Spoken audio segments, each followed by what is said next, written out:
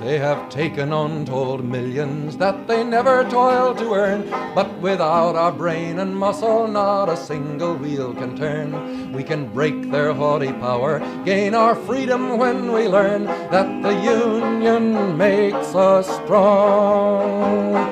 Solidarity forever, solidarity forever, solidarity forever, for the union makes us strong. We're out here today on strike.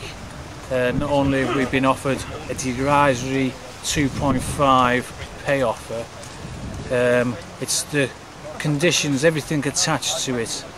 They want to change our working practices. They want to try and plunder the pensions again. They've already done that.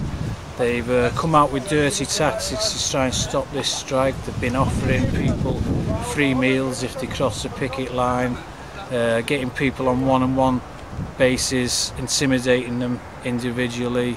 There's all this type of stuff going on, and it's just not on. We've got to stand up and say enough's enough. And every time that there is a bit of a dispute, it seems to me that it's always the management who are pushing for it. So we've taken this action today, and we'll probably end up taking more action through the weeks if management don't come back to the negotiating table. Oh yes, the pay cuts is just totally unacceptable, because not going back 19, 20 years ago, we were earning about £400 with overtime.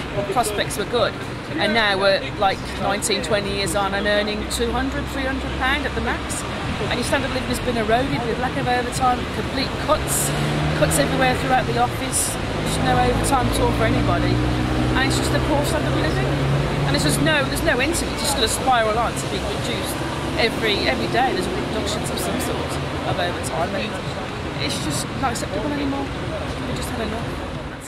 Well, you've got somebody like Adam Crozier saying to us that we should be work 40% harder, and he's on £1 million a year with a £380,000 bonus. And what does he do for that 3 days a week? Is it?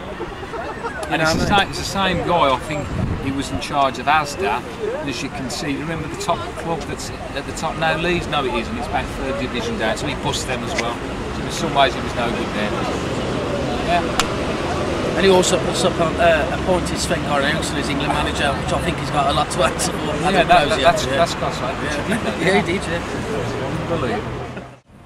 You've got people coming from various countries here, and then the contracts they can get are only part-time, doing 4 hours a Saturday or 2 evenings a week, and of course they're frightened of taking any action because that's all they've got, they're 4 hours, and that's what they need. They hope they can get like a permanent contract in time, but by going on strike they're going to jeopardise anything they have really by staying out on strike, because 4 hours is a nominal amount of money, and that's all they do.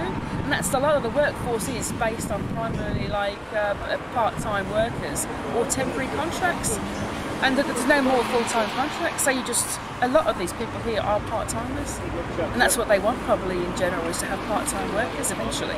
Yeah, hi, my name's Jim Reeves and I'm a senior representative of the Communication Workers Union. I'm here today to talk to you about why postal workers right across the British Post Office, including counter services, is on strike. Our strike is about pay, and it's about the future of postal services. Royal Mail Group has decided that it's got a business plan that will rip the heart out of a proud public service. It's talking about 40,000 job losses, and it accuses the union of failing to modernise. Well, the union doesn't describe modernity as the destruction of public services and the closure of thousands of post offices. A little bit more detail, what Royal Mail are saying is that they can't afford to pay their workers a decent pay increase. And in post office counters, even worse, they're saying they've got to suffer a 3-year pay freeze whilst franchising hundreds of Crown post offices. We say that's nonsense. Royal Mail has had something like £2 billion of investment. Post office counters has had £1.7 billion of investment from the government. It's not a case that they can't afford a decent pay increase and to protect public services. It's about how they choose to allocate those resources and those funds.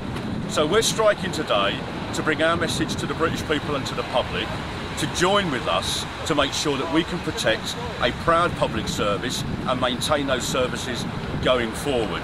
This is the first day of action.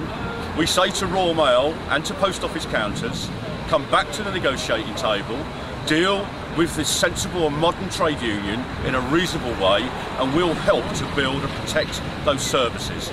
But if they won't do that, then there will be further action and industrial action will continue. So we just sort of say to the public to support the postal service because we are here for you, but the way it's going, the way that the business want it to go, we're not going to be here much for longer for you, unless we can win this battle. We've got to head with us.